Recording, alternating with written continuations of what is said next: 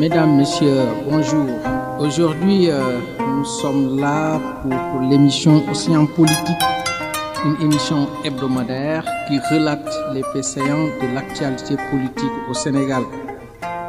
Nous avons le plaisir de recevoir M. Saliou Bokoum, le secrétaire administratif du Rassemblement pour la vérité Andi ci Deug du professeur Cheikh Oumar Diagne. Il est également un entrepreneur. Bonjour, M. Bokoum. Bonjour, M. Diouf. Je vous passe la parole. Vous saluez nos chers auditeurs qui nous écoutent sur la 98.7. J'aimerais vous remercier pour l'invitation d'aujourd'hui et aussi saluer tous les auditeurs qui nous écoutent aujourd'hui sur la fréquence. Ok. Monsieur Bokoum, dans votre profil, vous avez mis entrepreneur. Oui. Alors, c'est quoi l'entrepreneuriat? Bon, l'entrepreneuriat, il y a des versions compliquées et il y a une version très simple. Il y a différentes versions, mais l'entrepreneur, c'est celui qui travaille dans les projets afin de pouvoir réaliser des activités économiques. Bon, pour moi, ma définition de l'entrepreneuriat, c'est celui qui règle des problèmes. En fait, l'entrepreneur, il va avoir un problème qui va essayer de voir comment il va le solutionner. Le problème, il est là, il existe dans la société, mais personne ne l'a solutionné. Donc, il essaie de voir comment le solutionner. Une fois qu'il a solutionné, il le met sur le marché et il gagne de l'argent. Est-ce que les Sénégalais entreprennent? Bon, les Sénégalais sont plus dans la copie que dans l'entrepreneuriat.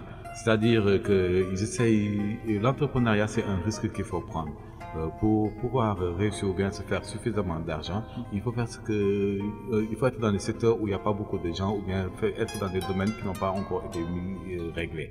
Mais malheureusement, on constate qu'au Sénégal, les gens copient plus qui ne créent d'activité. C'est-à-dire qu'ils vont essayer de voir quelle activité marche le mieux et voir quel est le coût financier parce que les Sénégalais, malheureusement, n'ont pas beaucoup de ressources financières et il est très difficile d'emprunter dans ce pays. Donc ils essaient à chaque fois de voir les projets qui ont marché et aussi de voir les ressources financières que ça nécessite pour pouvoir s'engager. Mais le problème dans ce genre d'activité, c'est que c'est la crédible.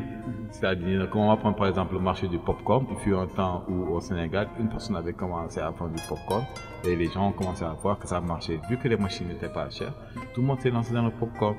À un moment donné, il y a eu une saturation du marché et le marché s'est effondré. Les gens ont perdu leur argent et sont allés retourner dans une autre activité. On peut voir ça par exemple chez les tailleurs et dans d'autres secteurs. Est-ce que les Sénégalais, avant d'entreprendre, est-ce qu'ils sont formés véritablement? Bon, dans tel ou tel secteur. Il y a certains qui pensent que pour être entrepreneur, il faut aller se faire former. D'abord. Bon, moi je ne suis pas de cela parce que moi je dis que l'entrepreneuriat, on est entrepreneur. On est entrepreneur, certains deviennent entrepreneurs. Mais ceux qui ont le plus réussi, c'est ceux qui ont le flair des affaires. Parce qu'il faut les affaires, ça se flaire. Il faut par exemple voir sentir que ce coup-là, si je le fais, ça va marcher. Maintenant, ceux qui n'ont pas ce flair-là et qui doivent aller se faire former, malheureusement, ils ne se font pas former. Parce qu'au Sénégal, en dehors de l'entrepreneuriat, même comment gérer son argent, les Sénégalais ne le savent pas. On est, comme la dernière fois je le disais, on est un peuple qui a des problèmes avec les fêtes. Il suffit de voir le comportement du Sénégalais lorsqu'une fête arrive et sa manière de gâter l'argent pour comprendre que on a un problème dans la gestion des devises. Et dans l'entrepreneuriat aussi, cela se retrouve parce que je peux prendre un exemple très simple et banal qu'on retrouve souvent dans certaines entreprises. C'est lorsque le DG, celui qui a créé l'entreprise, confond la caisse de l'entreprise avec sa caisse personnelle. Okay. Alors, est-ce que l'État est sérieux dans le financement des jeunes qui veulent entreprendre? Parce que souvent, on a tendance à politiser ces financements-là, les jeunes. Oui, effectivement, on a vu que, surtout avec le régime précédent, que les financements étaient purement politiques. Ils étaient on obtenait un financement soit à cause d'une appartenance politique ou d'une appartenance à un groupe d'individus. Mais depuis le changement de régime, il y a un changement qui est en train d'être opéré. C'est-à-dire qu'on essaie de voir comment faire pour que les jeunes puissent avoir accès au financement et que ce soit les personnes qui ont des projets porteurs qui puissent avoir accès au financement. Mais ça ne sert à rien aussi de financer pour financer une personne. Parce que le financement, ça nécessite un accompagnement. Quelqu'un qui vient de se lancer dans les affaires, il a beaucoup à apprendre. Et un entrepreneur, sa première caractéristique, c'est de comprendre qu'à chaque fois qu'il se lance dans une affaire, qu'il doit apprendre et maîtriser ce secteur-là. Donc, derrière les financements, il y a des cours nécessaires qu'il faut faire, il y a des suivis nécessaires qu'il faut faire, il y a aussi, parce que l'argent avec lequel on finance, il doit être contrôlé. Donc, il y a des contrôles qui doivent se faire et pour les contrôles, c'est la comptabilité. Donc, on revient toujours au niveau des cours et de la formation des entrepreneurs. Mais actuellement, on voit avec la politique qui est en train d'être mise en place, que l'accès au financement reviendra aux jeunes qui ont des projets, mais pas aux jeunes qui appartiennent à un groupe politique ou à un groupe d'individus. Merci, M. Saliou Bokoum. C'était une petite parenthèse parce que moi, quand j'ai un invité ici, je regarde un peu son profil et je lui pose certaines questions pour avoir plus d'éclaircissement sur ça. Alors, on passe à autre chose. On va démarrer notre débat sur l'intelligence artificielle. Alors, l'intelligence artificielle va bouleverser nos vies. Est-ce qu'on est prêt? Est-ce qu'on va aller très loin? Alors, on en parle avec Saliou Bokoum. Alors, l'intelligence artificielle ou l'IA, c'est quoi l'intelligence artificielle, M. Bokoum? Bon, l'intelligence artificielle, dans sa définition purement académique, c'est la méthode qui est utilisée pour comprendre et reproduire le fonctionnement du cerveau. C'est-à-dire qu'on dote à une machine la capacité de réfléchir et d'agir par elle seule. Donc, il y a différents types d'intelligence artificielle. Il y a ce qu'on appelle le machine learning et il y a le deep learning. Le machine learning, c'est l'ensemble des techniques qui donnent la capacité à la machine d'apprendre automatiquement des ensembles et des règles de données. C'est différent du code. C'est différent, par exemple, que lorsqu'on dit à la machine telle ou telle activité a été codée, donc elle se résume à ça. C'est comme par exemple Excel ou Word, ce n'est pas des machines qui apprennent, mais on les a déjà codées à faire des activités qui sont bien précises et bien spécifiées. Donc il y a le deep learning qui est beaucoup plus complexe, où là ils vont se baser sur ce qu'ils appellent un réseau neuronal. Le réseau neuronal. Oui, c'est quoi le réseau neuronal? En fait, ils reprennent le fonctionnement d'un neurone. Dans le neurone, il y a le corps cellulaire, il y a les dendrites et il y a les axones. Donc, à partir de là, chaque élément a un rôle spécifique qu'il joue. Donc, dans le code qu'ils vont faire, dans l'encodage qu'ils vont faire, ils vont déterminer, par exemple, l'axone, ils vont déterminer un code qui va reproduire les mêmes actions. Les dendrites, ce sera la même chose, etc., etc.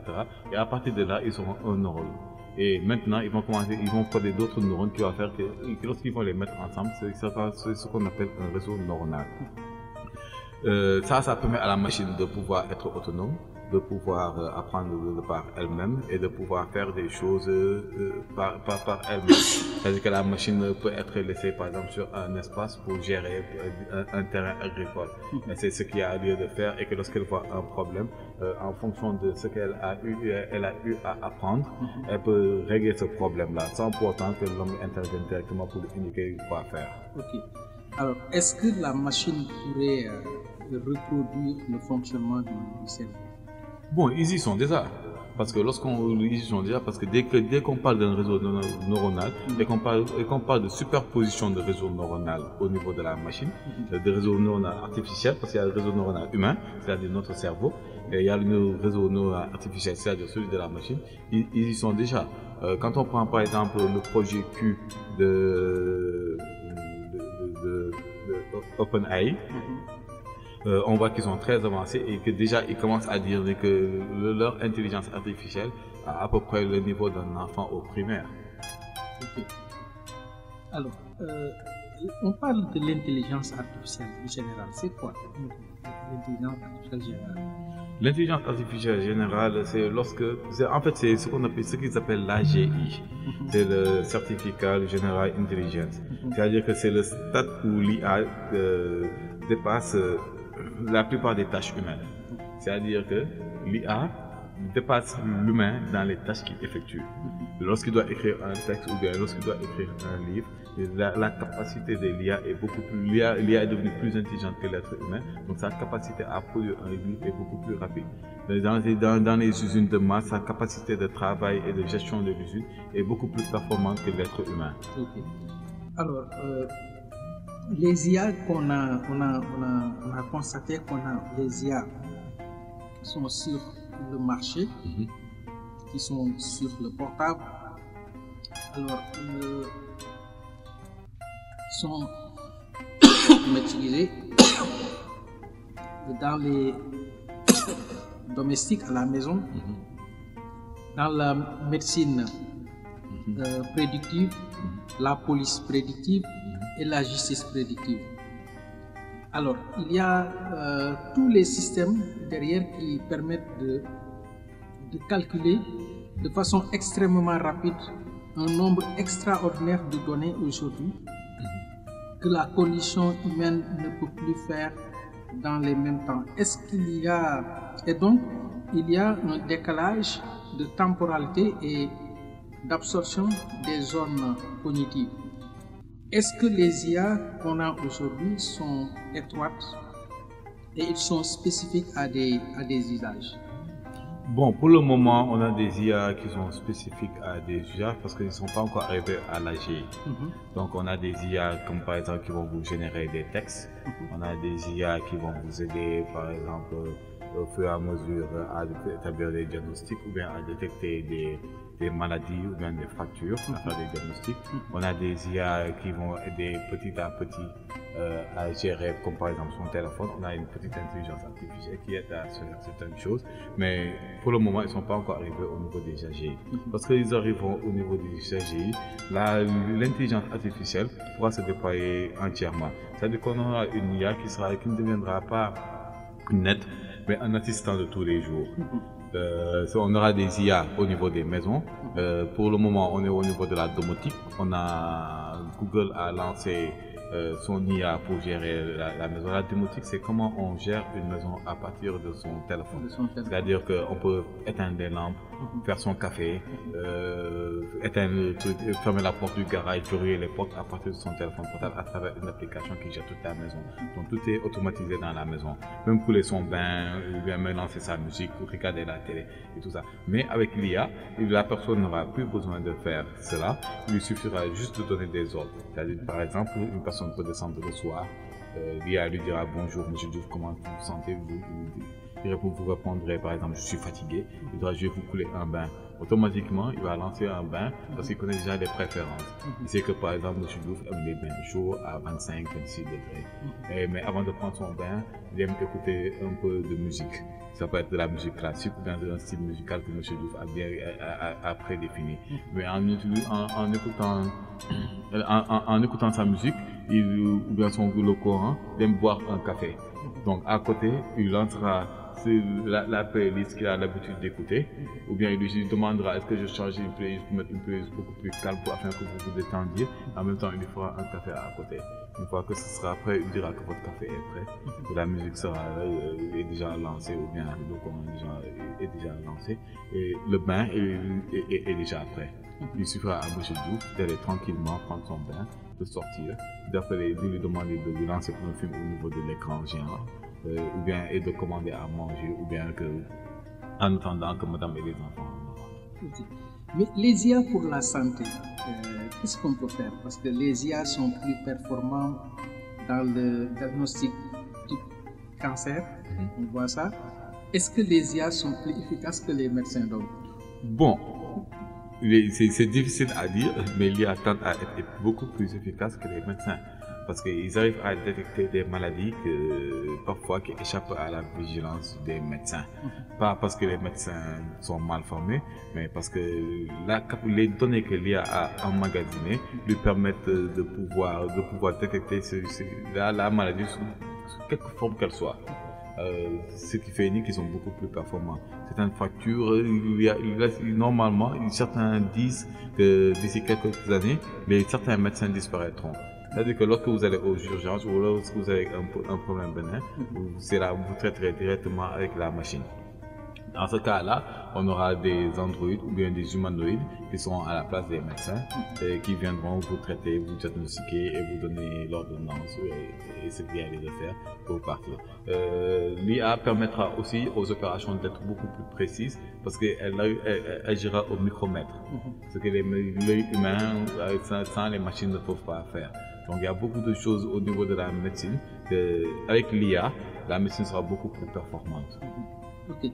Alors, je vous lis la définition du Conseil européen qui définit l'intelligence artificielle, qui dit que c'est un ensemble de sciences, théories et techniques dont le but est de reproduire par une machine les capacités cognitives d'un être humain.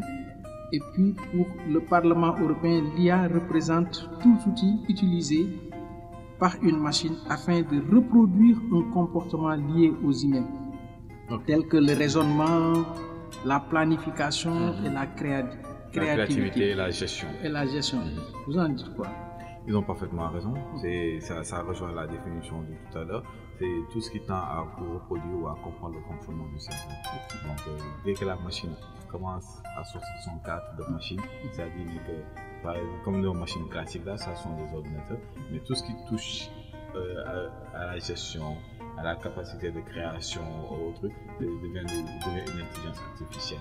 En fait, la définition là, ils ont fait cette définition là pour pouvoir commencer à créer l'encadrement juridique derrière. Donc, pour pouvoir créer un encadrement juridique, il faut d'abord définir. Et c'est la définition qui permet de savoir l'encadrement juridique, qu'est-ce qui va entrer dans le cadre juridique.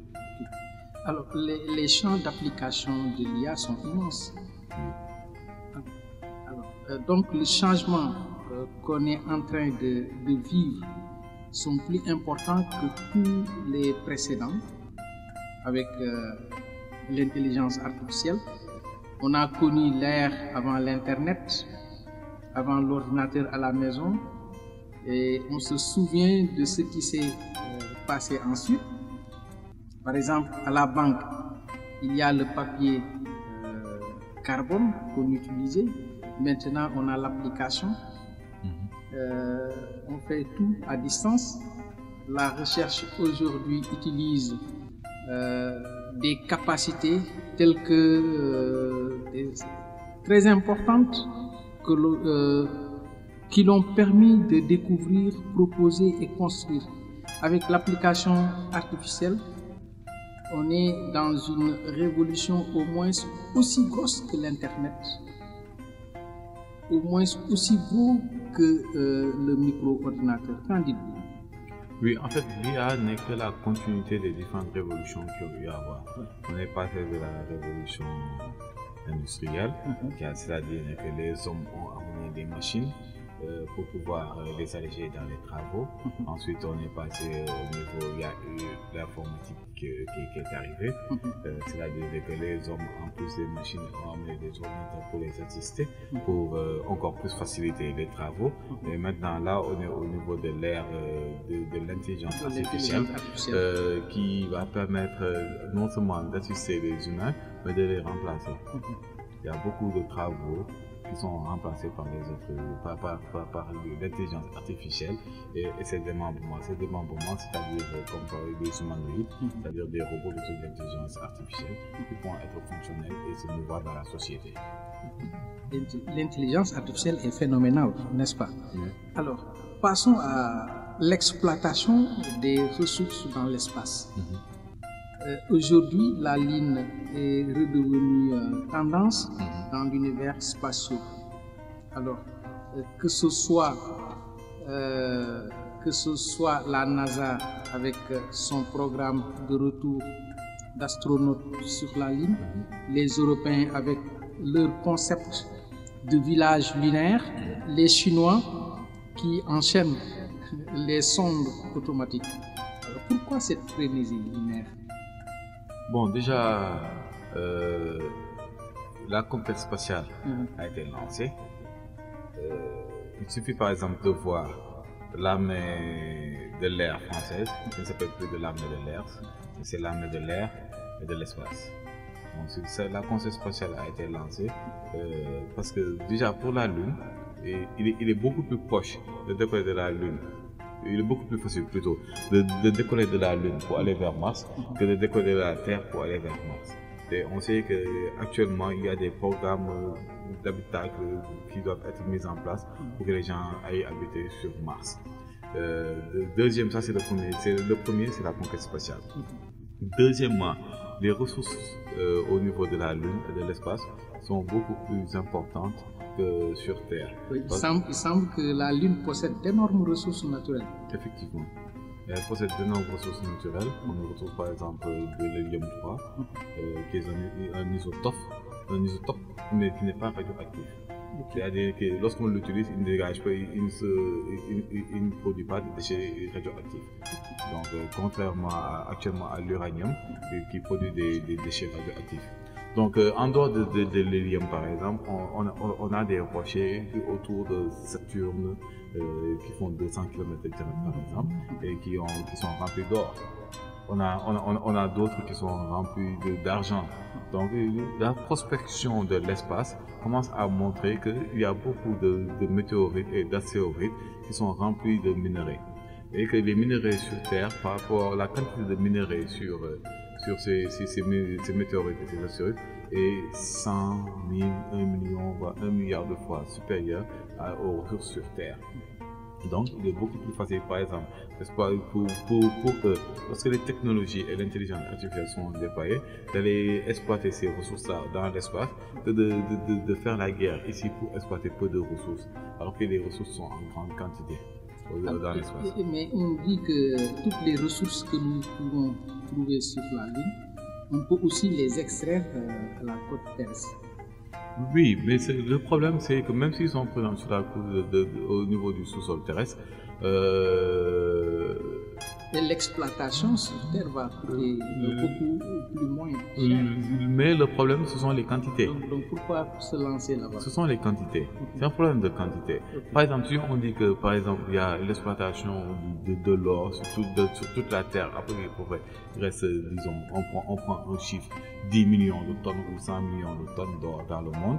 Il y a des recherches autour de trucs de Saturne où on se rend compte qu'ils font 200 km², un rejet de 200 km², dont 80% c'est de l'or, ça dépasse la quantité d'or sur Terre.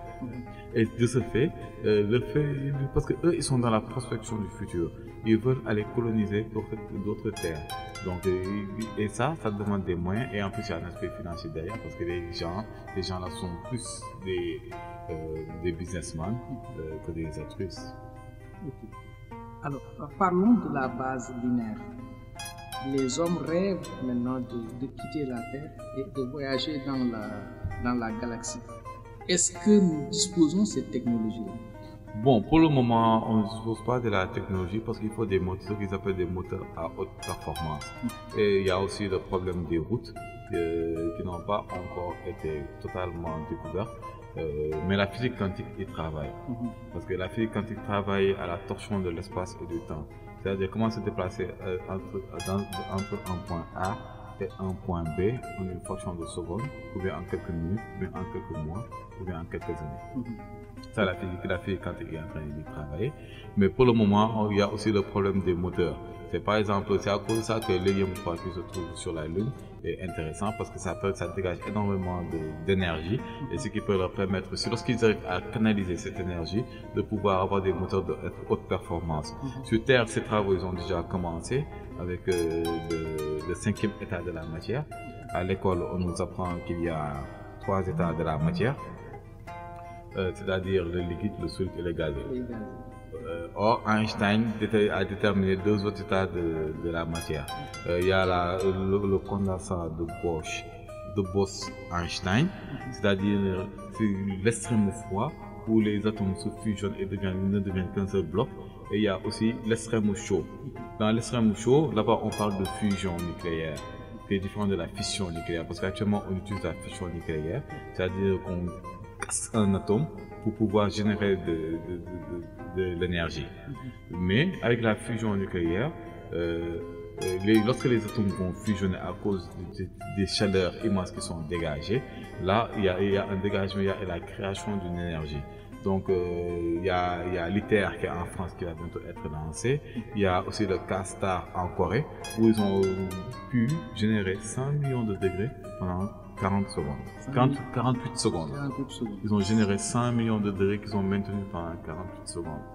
Donc la quantité d'énergie qui a été déployée est extrêmement grande et l'ITER produira 2 fois, voire 10 fois ou 100 fois plus d'énergie et ils vont essayer de le maintenir. Lorsqu'ils arriveront à canaliser, par exemple, disons, ils peuvent générer 100 millions de degrés pendant une semaine ou pendant un mois, ou bien générer 100 millions de degrés en fonction des besoins.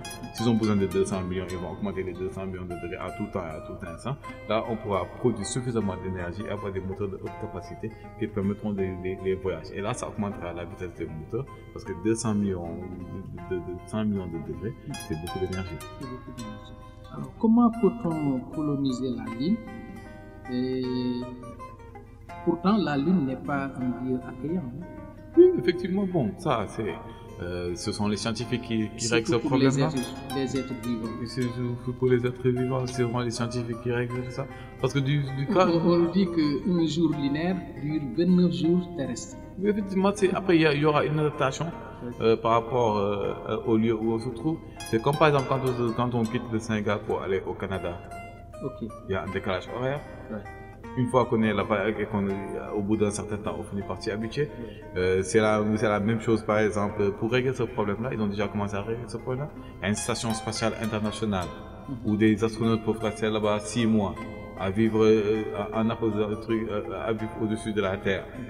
Donc, régler le problème de la station lunaire ne devrait pas poser beaucoup de problèmes. Parce que celui qui habite au-dessus de la Terre et qui est en rotation autour de la Terre, aller s'installer au niveau de la base, d'une base lunaire, ne devrait pas poser de problème. Maintenant, ce sont les matériaux qui seront utilisés, qui sont en train d'être étudiés.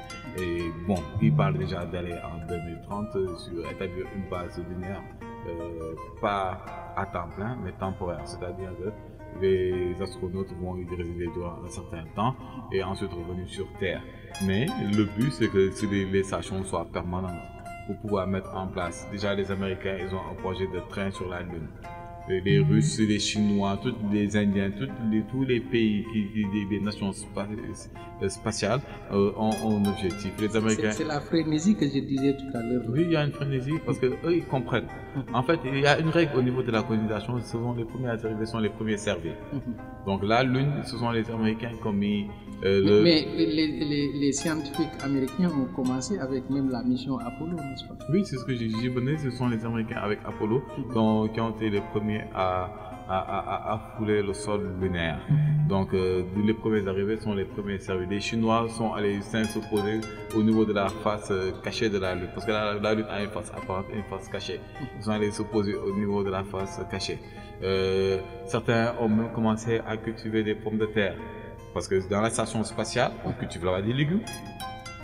Donc, on cultive de la salade, on cultive des pommes de terre, et les Chinois... Tout ce qu'on cultive ici, on peut les cultiver là-bas. Tout est cultivé là-bas. En fait, la station spatiale, son objectif, c'est de préparer... Ou bien on essaie de les adapter.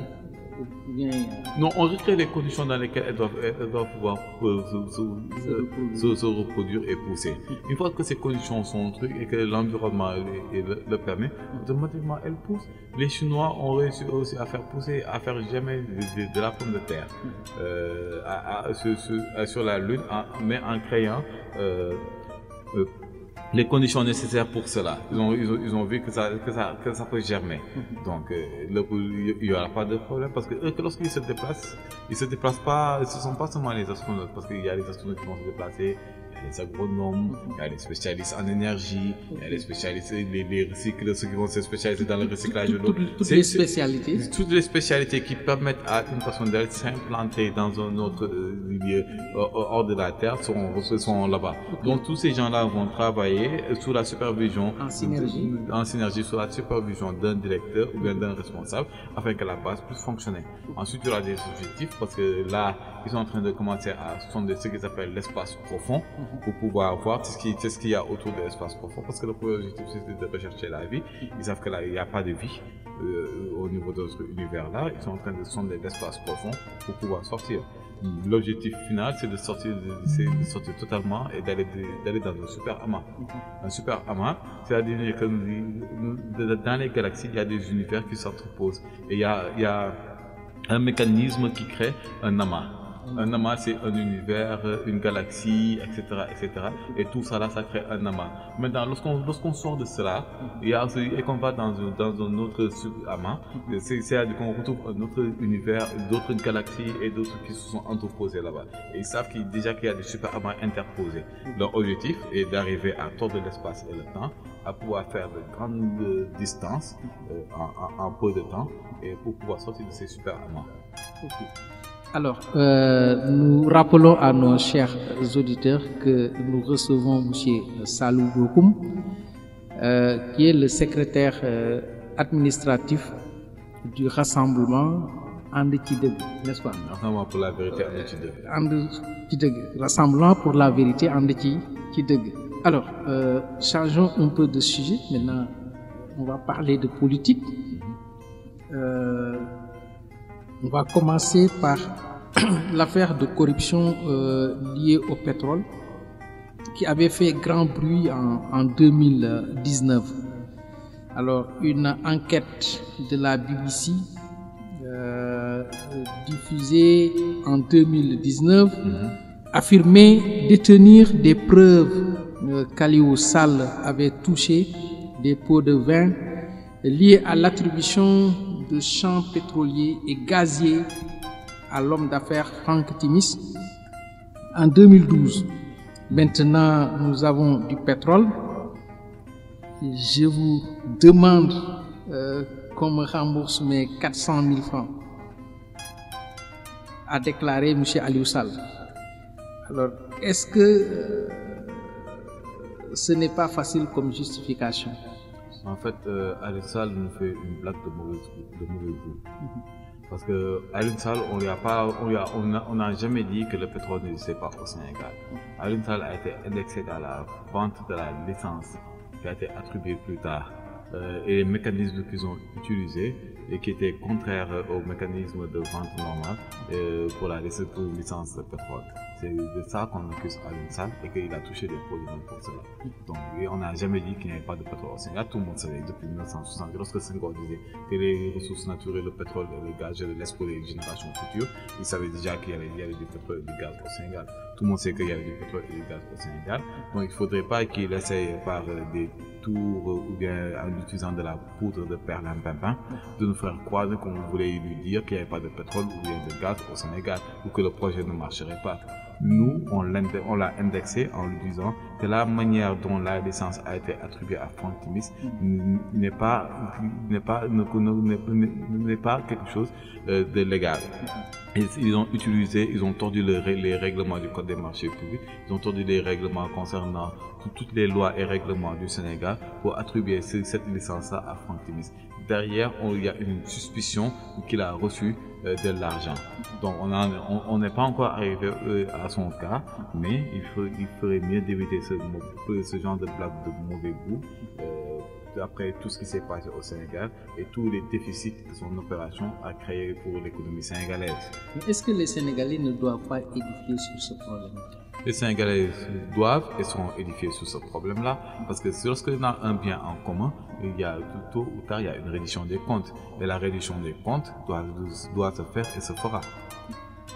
Alors, une autre actualité brûlante, M. Ismaïla Madior Fall, professeur agréé en droit constitutionnel, ancien ministre des Affaires étrangères et ancien ministre de la Justice, garde des Sceaux, interrogé sur l'affaire Fulbert Sambou, Didier Badji,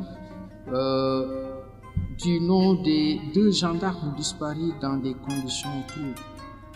Alors, le corps de Fulbert Sambou a été retrouvé, mais celui de Didier Badji, Ismaïla Madior, a déclaré que mais pas celui de Didier Badji. Alors, Ismaïla Madior Fall a déclaré que leur dossier fait partie de la loi d'amnistie initiée par le président Macky Sall. Selon vous, est-ce que ça devrait faire partie de cette loi d'amnistie tant décriée par les Sénégalais? Bon, déjà, moi, notre principal problème, c'est la loi d'amnistie en tant que telle. Pourquoi amnistier des faits alors qu'on ne sait pas ce qui s'est passé? Mais déjà, dans les pays où il y a eu des guerres, on parle d'abord de réconciliation. C'est-à-dire qu'on discute les faits, on sait exactement ce qui s'est passé avant de parler d'amnistie. On amnistie des faits dont on ne connaît pas les acteurs. Il y a eu des choses et des faits graves qui se sont passés au Sénégal. On a vu une personne porter un maillot avec un numéro 9, sortir un AR-15, qui est une arme utilisée ici par les forces de défense et de sécurité, tirer sur les populations, rendre l'arme et partir tranquillement. On ne sait pas c'est qui ce monsieur. On a eu des gendarmes qui faisaient partie du renseignement disparaître. On ne sait pas si on retrouve un corps. On retrouve un corps qu'on dit qu'il s'est supposé qu'il s'est noyé. Mais il y a des choses qui ne sont pas logiques dans cette affaire-là. Donc parler d'amnistie, alors qu'on n'a pas encore élucidé les faits, c'est vouloir cacher ou enterrer les cadavres sans pour autant qu'on sache ce qui s'est réellement passé. Donc le premier problème, c'est l'amnistie. Donc si monsieur Ismaïla Madior Fall parle d'amnistie et que cela fait partie de la loi d'amnistie, la loi d'amnistie en tant que telle, comme j'ai dit, elle pose problème. Et quel que soit alpha, que ça fasse partie, le débat n'est pas que ça, si ça fait partie ou ça ne fait pas partie, mais quand est-ce que cette loi va sauter. Mais est-ce que cette affaire-là a une liaison avec les événements survenus entre 2021 et 2024? Parce que je pense qu'on a amnistié tous les fautifs qu'on avait sur les événements survenus entre 2021 et 2024. En fait, et cette affaire-là n'a rien à voir avec ça. En fait, c'est ce que je disais. Parce que déjà, l'affaire-là, on ne sait pas si elle a à voir quelque chose ou elle n'a pas à voir quelque chose avec ce qui s'est passé entre 2021 et 2024. Donc déjà, avant de parler d'amnistie, il faut qu'on étudie les faits, qu'on sache exactement ce qui s'est passé. C'est à partir de là qu'on peut dire que ça fait partie ou ça ne fait pas partie. Mais des gens qui ont disparu. Mais une noyade, comment une noyade peut faire partie d'une amnistie? Quelqu'un qui s'est noyé, si on suit leur logique, il y en a un qui a disparu, on ne sait pas où est-ce qu'il est, il y en a un autre qui s'est noyé. Donc, une personne qui s'est noyée, pourquoi une personne noyée va-t-elle figurer dans une amnistie qui règle des problèmes graves, des crimes de sang, des crimes économiques? Il y a quelque chose de pas logique derrière cette histoire. Donc, on ne peut pas amnistier quelqu'un qui s'est noyé. Parce que la noyade, normalement, elle doit être naturelle, à moins qu'on l'ait noyée. Parlons de toute autre chose. Malal Talla, un rappeur bien connu au Sénégal, le CSI, pour représenter la société civile en remplacement de Birahim Seck du Forum civil. Ça dit. Bon, ça bon, ils essayent de trouver une justification à sa présence au CSE, mais ça, on sait que c'est Macky Sall qui l'a nommé. Pourtant, il dit que les gens pensaient que c'est lui-même, Malal Talla, qui a dit, les gens pensaient que c'est Macky qui m'a nommé, mais c'est Mindiaye Cissé de l'ONG 3D qui m'a proposé. C'est ce qu'il a donné comme justification. On l'a proposé, d'accord. On l'a posé à qui? C'est le président Macky Sall qui a signé le décret de nomination. C'est le président qui l'a nommé. C'est aussi simple que ça. Parce que c'est le CSE, c'est souvent des décrets qui vous font rentrer là-bas. Donc, il dit d'accord, on l'a proposé, il dit c'est pas proposé. Là, il veut juste qu'il ne s'est pas proposé lui-même. Mais en disant ça, il vend la mèche. On l'a proposé à qui? On l'a proposé au président de la République, c'est le président qui l'a nommé. C'est aussi simple que ça. Alors, on a constaté un phénomène rare au Sénégal avec le nouveau régime. Les personnalités assujetties à la déclaration de patrimoine se bousculent à l'Office national de lutte contre la fraude et la corruption, OFNAC. Plusieurs personnalités, notamment des ministres et des directeurs généraux, se sont acquittés de cette exigence légale. Qu'en dites-vous? Bon, c'est pas quelque chose d'exceptionnel. Ils ont juste retourné dans la normalité. Mais ça n'a jamais existé. Oui, c'était le laxisme des régimes précédents. Parce que ces gens-là, dans les régimes précédents, ils avaient tendance à entrer avec peu de patrimoine et à ressortir avec d'immenses patrimoines. Donc, quelqu'un qui sait que lorsqu'il va sortir d'ici, il sera riche, il n'a pas intérêt à déclarer ce qu'il a pour au départ. Parce que s'il déclare que, par exemple, il a une maison qui se trouve à Golf, qui est environ, l'expertise c'est 100 millions, et que 5 ans plus tard ou 7 ans plus tard, il revient, il refait notre déclaration de patrimoine, il dit qu'il a 5 comptes, il y a 5 milliards dans chaque compte, il a 20 terrains, 2 immeubles au centre de ville, un appartement à Londres, un autre au Canada, un immeuble au Canada. Mais on va se poser des questions. Donc, il n'avait pas intérêt à se faire ces déclarations de patrimoine. Maintenant, nous, la coalition Diomaye 2024, le président de la République, Bassirou Diomaye Diakhar Faye, le premier ministre Ousmane Sonko, avait un slogan très clair avec la coalition Diomaye 2024. C'était Dioub, Djoubol, Djoubanti. Et comme le président l'a dit, si on met en place le Djoub, Djoubol, Djoubanti, ça commence par nous. Nous qui sommes les dirigeants et qui devons montrer la voie, c'est à nous d'appliquer en premier le Djoub, Djoubol, Djoubanti. Et ça rentre dans ce cadre-là. Donc vous confirmez que le Djoub, Djoubol, Djoubanti est en marche? Non, le Djoub, Djoubol, Djoubanti est en marche. Le Djoub, Djoubol, Djoubanti prend un peu de temps à se mettre en place. Mais il est en marche et les gens le savent, c'est à cause de ça qu'on voit souvent certaines personnes commencer à crier, à se préparer. Parce qu'ils savent que vu tout ce qu'ils ont fait, il vaut mieux qu'ils crient pour essayer de se faire passer ensuite pour des prisonniers politiques que de rester dans le coin en attendant qu'on vienne les chercher. Alors, la remise des rapports sur les réformes de la justice. Les rapports ont été remis au président Bassirou Diomaye Diakhar Faye. Alors, jusqu'à présent, sa position n'est pas définie. Alors, lui, il dit clairement qu'il n'est pas obsédé pour être... voilà, c'est aux agents de la justice, aux membres de la justice, de définir clairement l'opposition du président de la République.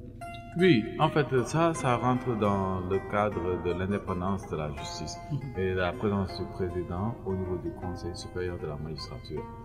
Bon, nous avons à peu près, lui il dit, je l'ai écouté la dernière fois, il dit que être présent ou ne pas être présent au niveau du Conseil, ça revient au même pour lui. Mais s'il ne veut pas qu'il soit présent au niveau du Conseil, il faut qu'il donne des arguments. C'est la seule note qu'il a apportée au rapport. Il faut qu'il donne des arguments qui soient très clairs et disent pour quelle raison il ne doit pas être présent au Conseil supérieur de la magistrature. Et nous ne voyons pas pour quelle raison le président de la République ne doit pas être au niveau du Conseil de la magistrature. Il parle d'indépendance de la justice, mais la justice, les juges n'ont pas de mandat électif. Ils ne sont pas nommés par le peuple. Donc, s'ils ne sont pas nommés par le peuple, c'est-à-dire qu'ils sont des fonctionnaires. Et tous les fonctionnaires dans ce pays dépendent de l'État. Mais le Conseil de la magistrature, le président doit être là-bas. Même s'il doit être neutre, le président de la République est le chef suprême de la magistrature. Donc normalement, il doit siéger là-bas. Il doit être au Conseil supérieur de la magistrature. Oui, effectivement. Pour pouvoir au moins trancher sur certains domaines. Ça, c'est important. Effectivement. Le président de la République. Effectivement, il doit y être. Parce que le président de la République n'est pas un militaire. C'est le chef suprême des armées. il cherche au conseil, il cherche en tant que truc, en tant que chef suprême des armées. Donc c'est aussi le chef suprême de la magistrature. C'est le président de la République du Sénégal. C'est-à-dire que c'est le premier des Sénégalais qui gère le pays. Donc tous les niveaux de membres, que ce soit la justice, que ce soit l'armée, que ce soit, c'est lui le responsable. Donc partout, il doit siéger partout. Il ne doit pas y avoir une certaine indépendance qu'on a donnée à cela et laisser les trucs. Mais demain, si on laisse à la magistrature, on donne l'indépendance à la magistrature, pour qui ne dit pas que les enseignants vont se lever et demander aussi leur indépendance? C'est une boîte de Pandore qu'on est en train d'ouvrir. Et il y a des débats qui ne sont pas sérieux parce que les magistrats, ils devraient plutôt s'accentuer sur le problème de la faiblesse des magistrats au Sénégal. Il y a un magistrat pour 100 000 habitants. Au Sénégal, on recense 530 magistrats. Tout à fait. Il y a 472 greffiers au Sénégal et il n'y a que 439 avocats. Ils n'ont pas la plupart des locaux où se trouvent les tribunaux sont loués. Mais il devrait au moins mettre l'accent sur cela et ça figure dans le rapport que de parler à chaque fois de l'indépendance de la magistrature. Il devrait voir comment dématérialiser leur processus, comment alléger les Sénégalais dans la recherche de papiers et de documents, comment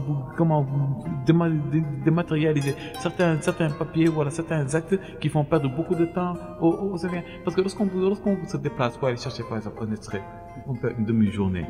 Mais si on quantifie ça en ressources financières, vous avez fait perdre à la personne combien d'argent durant cette demi-journée? Il y a beaucoup de choses. On rentre dans un monde où on est beaucoup plus rapide, ce qu'on appelle le monde connecté. Et en étant dans un monde connecté, il faut dématérialiser beaucoup de choses. Donc eux, ils devaient mettre l'accent sur leurs problèmes que d'essayer d'avoir une hypothétique indépendance dont nous ne sommes pas du tout d'accord. On avait l'habitude de voir les présidents de la République profiter de cette opportunité-là qui leur est donnée en étant président du Conseil de la magistrature pour mettre la main sur la justice et manipuler la justice. Alors c'est parce que c'est à cause de ça que le président Bassirou Diomaye Faye veut éclaircir. Lui, il n'a pas à s'immiscer sur les décisions des magistrats, mais au moins il doit avoir un œil sur ce qu'ils font. Effectivement, on avait des régimes ou bien des pouvoirs autoritaires qui s'arrangeaient à avoir des magistrats dans leur poche pour leur faire leur sale besogne. Mais maintenant, si le président n'est plus membre du Conseil supérieur de la magistrature et qu'il y a une indépendance de la justice, mais ces magistrats-là, qui va les contrôler et comment on va les contrôler? C'est tout ça. Comment on va les contrôler? Ils vont dire qu'ils vont mettre en place eux-mêmes des mécanismes pour les juger eux-mêmes. Mais c'est revenir comme par exemple. Mais maintenant, s'il y a des magistrats qui font ce qu'ils veulent, qu'est-ce qu'on va faire? Le problème, c'est que le président on doit avoir de bons présidents. Si on a de bons présidents, il n'y aura pas de problème. Le président de la République a dit clairement, il ne compte pas s'initier dans les affaires de la justice. Donc ça, c'est un bon président. Un président qui vous dit que je ne m'initie pas dans vos activités, mais je garde un œil sur ce que vous faites parce qu'on doit vous mettre au pas. Ce pays-là, il doit être mis au pas. On est dans un pays où tout doit être mis en place. Il y a beaucoup de choses qu'on doit reconstruire. La magistrature a beaucoup de problèmes. Le point de vue des Sénégalais par rapport à la justice, mais il est catastrophique. Il y a plus de 70% des Sénégalais qui disent carrément qu'ils n'ont pas confiance à la justice ou font très peu confiance à cette justice-là. C'est ce qu'on disait avant, Kumabu Amday ou Kumabu Amunday. Et ils réclament les réformes. Mais il y a des réformes qui doivent se faire, mais déjà la magistrature, on doit l'ouvrir. En plus, ce n'est pas normal qu'au Sénégal, lorsqu'on parle de la magistrature, on ne parle que des magistrats, des 530 magistrats. Les greffiers sont laissés en droit. La magistrature ou bien la justice, c'est un ensemble, c'est une famille avec différents corps. Vous savez quoi, il doit y avoir une révision. On doit aussi faire des audits et aussi voir est-ce qu'il y a des personnes qui devaient aller à la retraite, est-ce qu'ils n'ont pas des contrats spéciaux qui les maintiennent jusqu'à présent. Il y a beaucoup de travail qui doit être fait et je pense qu'il gagnerait mieux à travailler à ce que la justice sénégalaise soit performante et que la conception des Sénégalais de la justice soit meilleure qu'elle l'est actuellement. Tout à fait. Et le monde a beaucoup évolué, donc tous les secteurs également doivent évoluer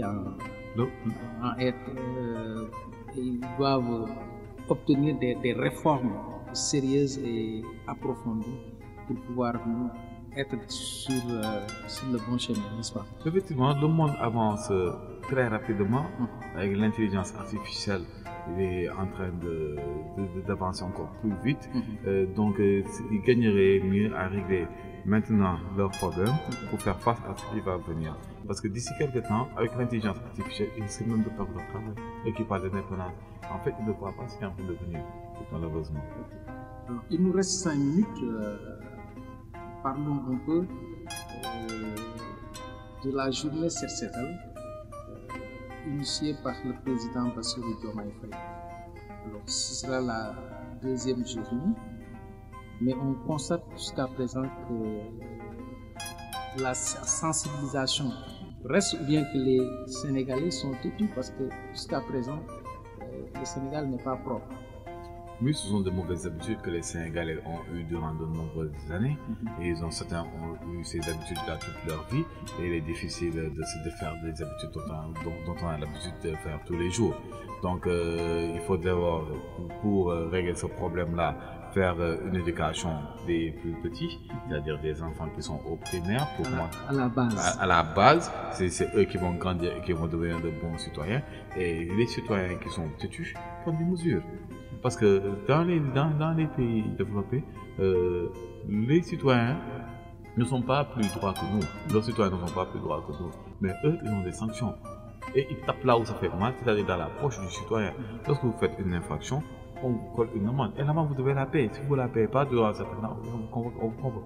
Lorsque vous refaites l'infraction, on double l'amende.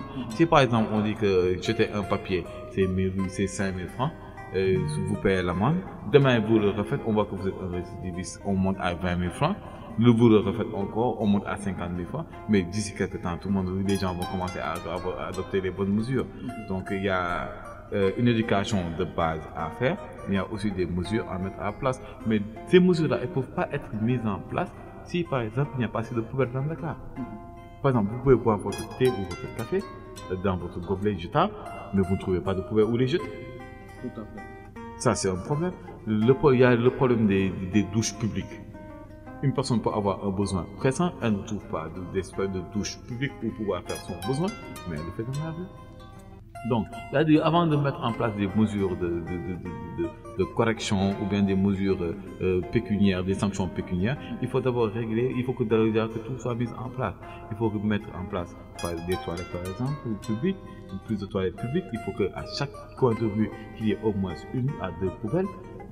Il faut que ensuite, c'est à partir de là, qu'avec l'éducation qu'on commence à bas âge, qu'on pourra faire les sanctions financières. Mais si on sanctionne une personne, alors qu'il n'y a pas de toilette publique, ou bien qu'il n'y a pas de poubelle, parce qu'elle a jeté un pot, un verre dans la rue, parce qu'elle a marché pendant 5 km, elle n'a vu aucune poubelle.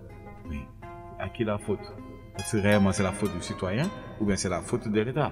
Donc l'État, il y a des précédents qu'elle doit mettre en place pour pouvoir ensuite régler le problème de l'instabilité. Alors, mais la faute est aux populations également, parce que les gens doivent savoir que après avoir mangé ou le chercher, même si on n'a pas quelque part où le mettre, on doit garder ça jusqu'à pouvoir mettre ça quelque part. Mais les Sénégalais n'ont pas cette habitude-là. Ils doivent être beaucoup plus conscientisés et ensuite mettre l'accent sur l'éducation de base, comme vous venez de le dire. Je pense que ça, c'est important. Alors, la visite du Premier ministre la semaine dernière, on l'a vu à Colobane avec les marchands ambulants qui ont été délogés. Et ensuite, après Colobane, il est parti à Anse Bernard. Alors, Anse Bernard, comme on avait l'habitude de le voir, alors, une plage très fréquentée par les Sénégalais et qu'on a attribuée à des hommes d'affaires. Alors, le Premier ministre a demandé la restitution de ces domaines-là aux populations, parce que c'est des domaines maritimes qu'on ne doit pas toucher. Alors, quelle analyse faites-vous sur ça? Bon, il suffit juste de voir les rues de Dakar, du côté de la mer. La dernière fois, j'ai discuté avec deux personnes en leur disant on est en train de passer au niveau de la mer, mais on ne voit pas la mer. On sent juste la brise marine, on sait qu'il y a la mer derrière. C'est-à-dire que tout Dakar est emmuré. Tous les espaces qui devaient servir aux populations, que ce soit des espaces de temps, ont été vendus.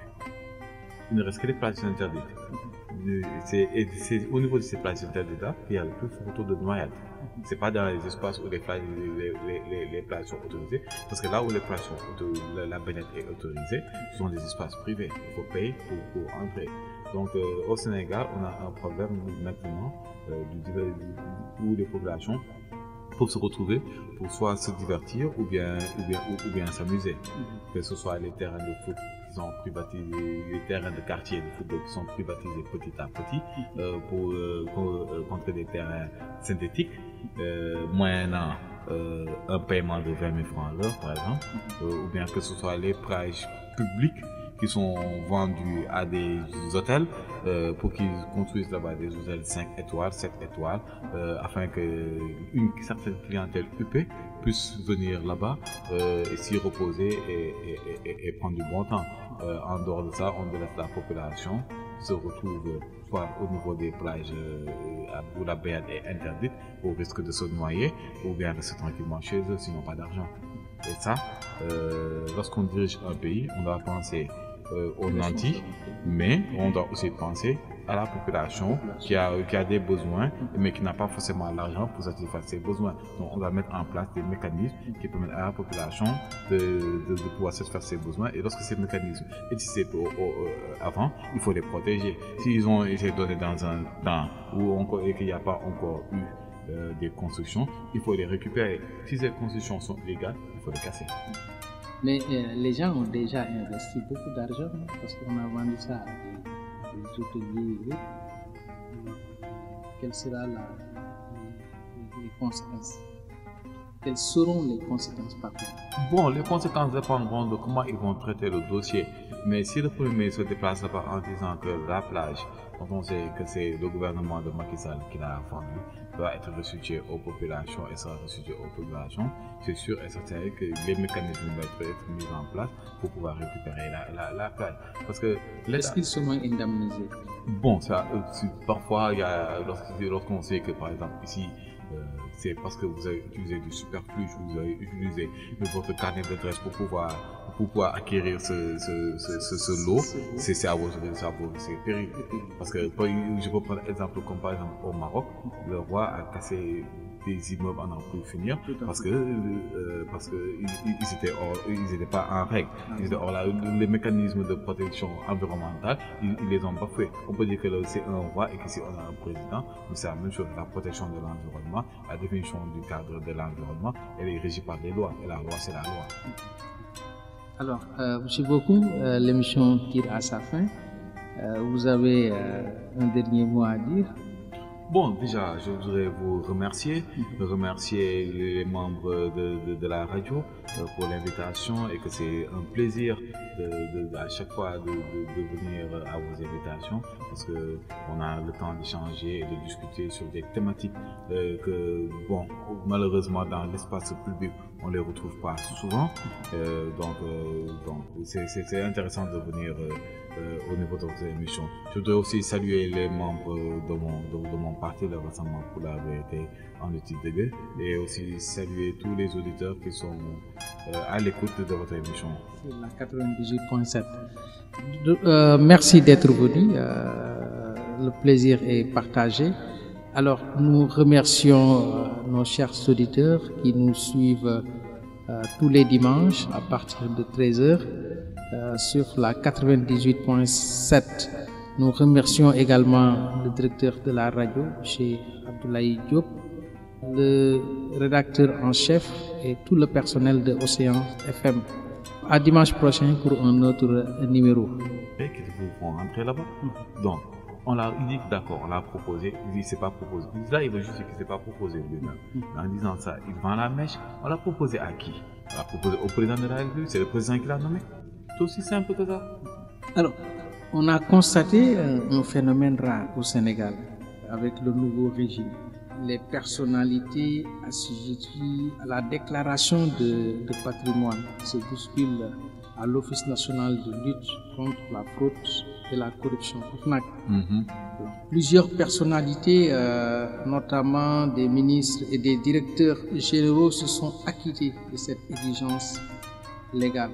Qu'en dites-vous? Bon, c'est pas quelque chose d'exceptionnel. Ils ont juste retourné dans la normalité. Mais ça n'a jamais existé. Oui, c'était le laxisme des régimes précédents. Parce que ces gens-là, dans les régimes précédents, ils avaient tendance à entrer avec peu de patrimoine et à ressortir avec d'immenses patrimoines. Donc, quelqu'un qui sait que lorsqu'il va sortir d'ici, il sera riche, il n'a pas intérêt à déclarer ce qu'il a au départ. Parce que s'il déclare que, par exemple, il a une maison qui se trouve à Golf, et qui environ l'expertise c'est 100 millions, et que 5 ans plus tard ou 7 ans plus tard, il revient, il refait une autre déclaration de patrimoine, il dit qu'il a 5 comptes où il y a 5 milliards dans chaque compte, il a 20 terrains, 2 immeubles au centre de ville, un appartement à Londres, un autre au Canada, un immeuble au Canada. On va se poser des questions. Donc, il n'avait pas intérêt à se faire des déclarations de patrimoine. Maintenant, la coalition Diomaye 2024, le président de la République, Bassirou Diomaye Diakhar Faye, le premier ministre Ousmane Sonko, avait un slogan très clair avec la coalition Diomaye 2024. C'était Djoub, Djoubol, Djoubanti. Et comme le président l'a dit, si on met en place le Djoub, Djoubol, Djoubanti, ça commence par nous. Nous qui sommes les dirigeants et qui devons montrer la voie, c'est à nous d'appliquer en premier le Djoub, Djoubol, Djoubanti. Et ça rentre dans ce cadre-là. Donc vous confirmez que le Djoub, Djoubol, Djoubanti est en marche? Non, le Djoub, Djoubol, Djoubanti est en marche. Le Djoub, Djoubol, Djoubanti prend un peu de temps à se mettre en place, mais il est en marche. Et les gens le savent, c'est à cause de ça qu'on voit souvent certaines personnes commencer à crier, à se préparer. Parce qu'ils savent que, vu tout ce qu'ils ont fait, il vaut mieux qu'ils crient pour essayer de se faire passer ensuite pour des prisonniers politiques que de rester dans le coin en attendant qu'on vienne les chercher. Alors, la remise des rapports sur les réformes de la justice. Les rapports ont été remis au président Bassirou Diomaye Diakhar Faye. Alors, jusqu'à présent, sa position n'est pas définie. Alors, lui, il dit clairement qu'il n'est pas obsédé pour être... voilà, c'est aux agents de la justice, aux membres de la justice, de définir clairement l'opposition du président de la République. Oui, en fait, ça rentre dans le cadre de l'indépendance de la justice et de la présence du président au niveau du Conseil supérieur de la magistrature. Bon, nous avons à peu près, lui il dit, je l'ai écouté la dernière fois, il dit que être présent ou ne pas être présent au niveau du Conseil, ça revient au même pour lui. Mais s'il ne veut pas qu'il soit présent au niveau du Conseil, il faut qu'il donne des arguments. C'est la seule note qu'il a apportée au rapport. Il faut qu'il donne des arguments qui soient très clairs et dise pour quelle raison il ne doit pas être présent au Conseil supérieur de la magistrature. Et nous ne voyons pas pour quelle raison le président de la République ne doit pas être au niveau du Conseil de la magistrature. Il parle d'indépendance de la justice, mais la justice, les juges n'ont pas de mandat électif. Ils ne sont pas nommés par le peuple. Donc, s'ils ne sont pas nommés par le peuple, c'est-à-dire qu'ils sont des fonctionnaires. Et tous les fonctionnaires dans ce pays dépendent de l'État. Mais le Conseil de la magistrature, le président doit être là-bas.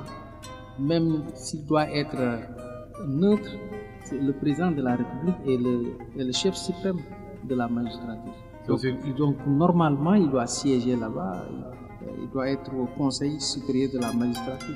Oui, effectivement. Pour pouvoir au moins trancher sur certains domaines. Ça, c'est important. Effectivement. Le président de la République. Effectivement, il doit y être. Parce que le président de la République n'est pas un militaire. C'est le chef suprême des armées. il cherche au conseil, il cherche en tant que en tant que chef suprême des armées. Donc c'est aussi le chef suprême de la magistrature. C'est le président de la République du Sénégal. C'est-à-dire que c'est le premier des Sénégalais qui gère le pays. Donc tous les membres, que ce soit la justice, que ce soit l'armée, que ce soit, c'est lui le responsable. Donc partout, il doit siéger partout. Il ne doit pas y avoir une certaine indépendance qu'on a donnée à cela et laisser les trucs. Mais demain, si on laisse à la magistrature, on donne l'indépendance à la magistrature, qui ne dit pas que les enseignants vont se lever et demander aussi leur indépendance? C'est une boîte de Pandore qu'on est en train d'ouvrir. Et il y a des débats qui ne sont pas sérieux parce que les magistrats, ils devraient plutôt s'accentuer sur le problème de la faiblesse des magistrats au Sénégal. Il y a un magistrat pour 100 000 habitants. Au Sénégal, on recense 530 magistrats. Tout à fait. Il y a 472 greffiers au Sénégal et il n'y a que 439 avocats. Ils n'ont pas la plupart des locaux où se trouvent les tribunaux sont loués. Mais ils devraient au moins mettre l'accent sur cela et ça fait dans le rapport que de parler à chaque fois de l'indépendance de la magistrature. Ils devraient voir comment dématérialiser leur processus, comment alléger les Sénégalais dans la recherche de papiers et de documents, comment dématérialiser certains papiers, voilà, certains actes qui font perdre beaucoup de temps aux Sénégalais. Parce que lorsqu'on se déplace pour aller chercher par exemple un extrait, on perd une demi-journée. Mais si on quantifie ça en ressources financières, vous avez fait perdre à la personne combien d'argent durant cette demi-journée? Il y a beaucoup de choses. On rentre dans un monde où on est beaucoup plus rapide, ce qu'on appelle le monde connecté. Et en étant dans un monde connecté, il faut dématérialiser beaucoup de choses. Donc eux, ils devaient mettre l'accent sur leurs problèmes que d'essayer d'avoir une hypothétique indépendance dont nous ne sommes pas du tout d'accord. On avait l'habitude de voir les présidents de la République alors profiter de cette opportunité-là qui leur est donnée en étant président du Conseil de la magistrature pour mettre la main sur la justice et manipuler la justice. Alors c'est parce que c'est à cause de ça que le président Bassirou Diomaye Faye veut éclaircir. Lui, il n'a pas à s'immiscer sur les décisions des magistrats, mais au moins il doit avoir un œil sur ce qu'ils font. Effectivement, on avait des régimes ou bien des pouvoirs autoritaires qui s'arrangeaient à avoir des magistrats dans leur poche pour leur faire leur sale besogne. Mais maintenant, si le président n'est plus membre du Conseil supérieur de la magistrature et qu'il y a une indépendance de la justice, mais ces magistrats-là, qui va les contrôler et comment on va les contrôler? C'est tout ça. Comment on va les contrôler? Ils vont dire qu'ils vont mettre en place eux-mêmes des mécanismes pour les juger eux-mêmes. Mais c'est revenu comme par exemple. Mais maintenant, s'il y a des magistrats qui font ce qu'ils veulent, qu'est-ce qu'on va faire? Le problème, c'est que le président de la République, on doit avoir de bons présidents. Si on a de bons présidents, il n'y aura pas de problème. Le président de la République l'a dit clairement, il ne compte pas s'initier dans les affaires de la justice. Donc ça, c'est un bon président. Un président qui vous dit que je ne m'initie pas dans vos activités, mais je garde un œil sur ce que vous faites parce qu'on va vous mettre au pas. Ce pays-là, il doit être mis au pas. On est dans un pays où tout doit être mis en place. Il y a beaucoup de choses qu'on doit reconstruire. La magistrature a beaucoup de problèmes. Le point de vue des Sénégalais par rapport à la justice, mais il est catastrophique. Il y a plus de 70% des Sénégalais qui disent carrément qu'ils n'ont pas confiance à la justice ou font très peu confiance à cette justice-là. C'est ce qu'on disait avant, Kumbabu Amday ou Kumbabu Amundai. Et ils réclament les réformes. Il y a des réformes qui doivent se faire, mais déjà la magistrature, on doit l'ouvrir. En plus, ce n'est pas normal qu'au Sénégal, lorsqu'on parle de la magistrature, on ne parle que des magistrats, des 530 magistrats. Les greffiers sont laissés en droit. La magistrature ou bien la justice, c'est un ensemble, c'est une famille avec différents corps. Tous ces corps doivent être mis en place. Il doit y avoir une révision. On doit aussi faire des audits et aussi voir est-ce qu'il y a des personnes qui devaient aller à la retraite, est-ce qu'ils n'ont pas des contrats spéciaux qui les maintiennent jusqu'à présent. Il y a beaucoup de travail qui doit être fait et je pense qu'il gagnerait mieux à travailler à ce que la justice sénégalaise soit beaucoup plus performante et que la conception des Sénégalais de la justice soit meilleure qu'elle l'est actuellement. Tout à fait. Et le monde a beaucoup évolué, donc tous les secteurs également doivent évoluer ils doivent obtenir des réformes sérieuses et approfondies pour pouvoir être sur le bon chemin, n'est-ce pas? Effectivement, le monde avance très rapidement avec l'intelligence artificielle. Il est en train d'avancer encore plus vite. Donc, ils gagneraient mieux à régler maintenant leurs problèmes pour faire face à ce qui va venir. Parce que d'ici quelques temps, avec l'intelligence artificielle, ils risquent même de perdre leur travail. Et qui parle d'indépendance. En fait, ils ne voient pas ce qui est en train de venir, malheureusement. Alors, il nous reste 5 minutes. Parlons un peu de la journée Set-Setal, initiée par le président Bassirou Diomaye Faye. Alors, ce sera la deuxième journée, mais on constate jusqu'à présent que la sensibilisation reste, ou bien que les Sénégalais sont têtus parce que jusqu'à présent, le Sénégal n'est pas propre. Oui, ce sont de mauvaises habitudes que les Sénégalais ont eues durant de nombreuses années. Et certains ont eu ces habitudes-là toute leur vie. Et il est difficile de se défaire des habitudes dont on a l'habitude de faire tous les jours. Donc, il faut d'abord, pour régler ce problème-là, faire une éducation des plus petits, c'est-à-dire des enfants qui sont au primaire. Pour à la base. À la base, c'est eux qui vont grandir et qui vont devenir de bons citoyens. Et les citoyens qui sont têtus prennent des mesures. Parce que dans les pays développés, les citoyens ne sont pas plus droits que nous. Leurs citoyens ne sont pas plus droits que nous. Mais eux, ils ont des sanctions. Et ils tapent là où ça fait mal, c'est-à-dire dans la poche du citoyen. Lorsque vous faites une infraction, on vous colle une amende. Et l'amende, vous devez la payer. Si vous ne la payez pas, durant cette année, on vous convoque. Lorsque vous refaites l'infraction, on double l'amende. Si par exemple, on dit que jeter un papier, c'est 5 000 francs, vous payez l'amende. Demain, vous le refaites, on voit que vous êtes un récidiviste, on monte à 20 000 francs. Vous le refaites encore, on monte à 50 000 francs. Mais d'ici quelques temps, les gens vont commencer à adopter les bonnes mesures. Donc, il y a une éducation de base à faire, mais il y a aussi des mesures à mettre à la place. Mais ces mesures-là, elles ne peuvent pas être mises en place si, par exemple, il n'y a pas assez de poubelles dans Dakar. Par exemple, vous pouvez boire votre thé ou votre café dans votre gobelet jetable, mais vous ne trouvez pas de poubelle où les jeter. Tout à fait. Ça, c'est un problème. Il y a le problème des douches publiques. Une personne peut avoir un besoin pressant, elle ne trouve pas d'espèce de douche publique pour pouvoir faire son besoin, mais elle le fait dans la rue. Donc, c'est-à-dire, avant de mettre en place des mesures de correction ou bien des mesures pécuniaires, des sanctions pécuniaires, il faut d'abord régler, il faut que tout soit mis en place. Il faut mettre en place des toilettes, par exemple, publiques, plus de toilettes publiques. Il faut qu'à chaque coin de rue, qu'il y ait au moins 1 à 2 poubelles. Il faut que ensuite, c'est à partir de là, qu'avec l'éducation qu'on commence à bas âge, qu'on pourra faire les sanctions financières. Mais si on sanctionne une personne, alors qu'il n'y a pas de toilette publique, ou bien qu'il n'y a pas de poubelle, parce qu'elle a jeté un pot, un verre dans la rue, parce qu'elle a marché pendant 5 km, elle n'a vu aucune poubelle. Mais à qui la faute? Est-ce que réellement c'est la faute du citoyen, ou bien c'est la faute de l'État? Donc l'État, il y a des précédents que l'État doit mettre en place pour pouvoir ensuite régler le problème de l'instabilité. Alors, mais la faute est de population également, parce que les gens doivent savoir que après avoir mangé ou cherché, même si on n'a pas quelque part où le mettre, on doit garder ça jusqu'à pouvoir mettre ça quelque part. Mais les Sénégalais n'ont pas cette habitude-là, c'est-à-dire qu'ils doivent être beaucoup plus conscientisés. Et ensuite mettre l'accent sur l'éducation de base, comme vous venez de le dire. Je pense que ça, c'est important. Alors, la visite du Premier ministre la semaine dernière, on l'a vu à Koloban avec les marchands ambulants qui ont été délogés. Et ensuite, après Koloban, il est parti à Anse Bernard. Alors, Anse Bernard, comme on avait l'habitude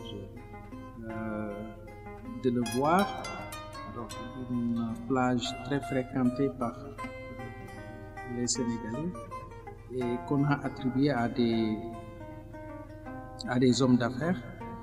Alors, le Premier ministre a demandé la restitution de ces domaines-là aux populations, parce que c'est des domaines maritimes qu'on ne doit pas toucher. Alors, quelle analyse faites-vous sur ça? Bon, il suffit juste de voir les rues de Dakar, du côté de la mer. La dernière fois, j'ai discuté avec deux personnes en leur disant on est en train de passer au niveau de la mer, mais on ne voit pas la mer. On sent juste la brise marine, on dit qu'il y a la mer derrière. C'est-à-dire que tout Dakar est emmuré. Tous les espaces qui devaient servir aux populations, que ce soit des espaces de dump, ont été vendus. Il ne reste que les plages interdites. C'est au niveau de ces plages interdites qu'il y a le plus fort taux de noyade. Ce n'est pas dans les espaces où les plages sont autorisées, parce que là où les plages sont autorisées, la baignade est autorisée, ce sont des espaces privés. Il faut payer pour entrer. Donc au Sénégal, on a un problème maintenant où les populations peuvent se retrouver pour soit se divertir ou bien s'amuser. Que ce soit les terrains de foot qui sont privatisés, les terrains de quartier de football qui sont privatisés petit à petit contre des terrains synthétiques, moyennant un paiement de 20 000 francs à l'heure par exemple, ou bien que ce soit les plages publiques qui sont vendus à des hôtels pour qu'ils construisent là-bas des hôtels 5 étoiles, 7 étoiles, afin qu'une certaine clientèle huppée puisse venir là-bas et s'y reposer et prendre du bon temps. En dehors de ça, on délaisse la population qui se retrouve soit au niveau des plages où la baignade est interdite, au risque de se noyer, ou bien rester tranquillement chez eux s'ils n'ont pas d'argent. Et ça, lorsqu'on dirige un pays, on doit penser aux nantis, mais on doit aussi penser à la population qui a des besoins, mais qui n'a pas forcément l'argent pour satisfaire ses besoins. Donc, on doit mettre en place des mécanismes qui permettent à la population de pouvoir satisfaire ses besoins. Et lorsque ces mécanismes existaient avant, il faut les protéger. S'ils ont été donnés dans un temps où il n'y a pas encore eu des constructions, il faut les récupérer. Si ces constructions sont illégales, il faut les casser. Mais les gens ont déjà investi beaucoup d'argent parce qu'on a vendu ça à des hôteliers et autres. Quelles seront les conséquences? Quelles seront les conséquences, pardon? Bon, les conséquences dépendront de comment ils vont traiter le dossier. Mais si le Premier ministre se déplace là-bas en disant que la plage, quand on sait que c'est le gouvernement de Macky Sall qui l'a vendue, doit être restitué aux populations et sera restitué aux populations, c'est sûr et certain que les mécanismes vont être mis en place pour pouvoir récupérer la plage. Parce que est-ce qu'ils seront indemnisés? Bon, ça, parfois, lorsqu'on sait que, par exemple, ici, c'est parce que vous avez utilisé du superflu, vous avez utilisé votre carnet d'adresse pour pouvoir acquérir ce lot, c'est à votre c'est terrible. Parce que je peux prendre un exemple comme par exemple au Maroc, le roi a cassé des immeubles en plus finir parce que ils étaient pas en règle. Les mécanismes de protection environnementale, ils les ont pas fait. On peut dire que c'est un roi et qu'ici on a un président, mais c'est la même chose. La protection de l'environnement, la définition du cadre de l'environnement, elle est régie par des lois. Et la loi, c'est la loi. Alors, merci beaucoup. L'émission tire à sa fin. Vous avez un dernier mot à dire? Bon, déjà, je voudrais vous remercier les membres de la radio pour l'invitation et que c'est un plaisir à chaque fois de venir à vos invitations parce qu'on a le temps d'échanger et de discuter sur des thématiques que, bon, malheureusement dans l'espace public, on ne les retrouve pas souvent. Donc c'est intéressant de venir au niveau de votre émission. Je voudrais aussi saluer les membres de mon parti, le Rassemblement pour la vérité en études de guerre, et aussi saluer tous les auditeurs qui sont à l'écoute de votre émission. C'est la 98.7. Merci d'être venu. Le plaisir est partagé. Alors, nous remercions nos chers auditeurs qui nous suivent tous les dimanches à partir de 13h. Sur la 98.7. Nous remercions également le directeur de la radio, M. Abdoulaye Diop, le rédacteur en chef et tout le personnel de Océan FM. À dimanche prochain pour un autre numéro.